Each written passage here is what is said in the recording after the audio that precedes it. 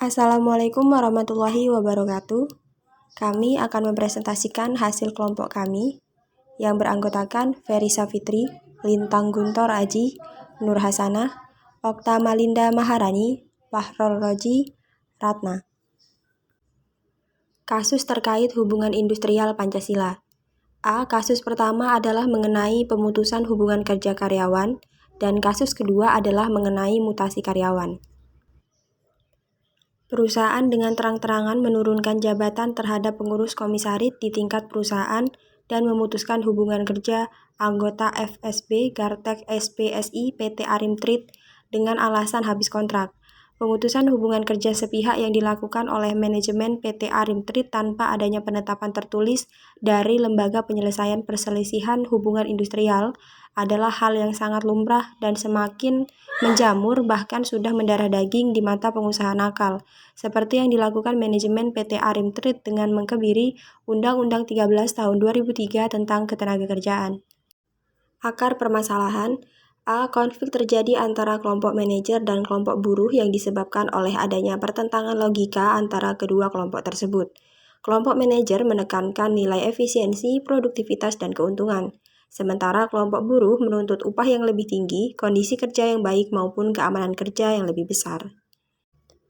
Pemutusan hubungan kerja yang dilakukan oleh pihak perusahaan terhadap anggota yang tidak disertai dengan penetapan dari lembaga LPPHI. Maka berdasarkan Undang-Undang Nomor 13 Tahun 2003 tentang Ketenagakerjaan, maka PHK tersebut batal. Demi hukum dan mutasi serta penurunan jabatan atau demosi yang dilakukan manajemen PT Arim Trade terhadap pengurus komisariat di tingkat perusahaan, dianggap sebagai bentuk kampanye anti serikat buruh di perusahaan karena bertentangan dengan Pasal 28 Undang-Undang Nomor 21 Tahun 2000 tentang serikat buruh atau serikat pekerja. Solusi permasalahan yang pertama, kasus pertama tentang pemutusan hubungan kerja karyawan. Dari pihak pemerintah menegaskan peraturan terkait pemutusan hubungan kerja karyawan menyangkut penjelasan dan pengkualifikasian berat kesalahan, mengingat setiap perusahaan memiliki hubungan industrial dengan kesalahan berat yang berbeda. Dari pihak perusahaan sebaiknya mengatur regulasi dan hal-hal yang berkaitan kesalahan berat harus menggunakan perjanjian kerja dengan para karyawan untuk mengantisipasi hal-hal yang terjadi di kemudian hari. Kasus kedua adalah mutasi karyawan. Sebaiknya komunikasi dalam internal yang lancar dan transparan, harus membuat semua karyawan paham apa artinya rotasi dan mutasi serta tujuannya masing-masing. Rotasi dan mutasi yang mendadak tentu berbuah penolakan, pertimbangan kesiapan mental karyawan bersangkutan.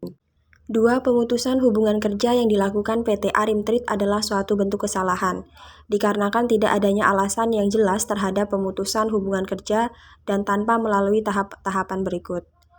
Pertama adalah musyawarah, media dengan disnaker, mediasi hukum, perjanjian bersama, dan memberikan uang pesangon.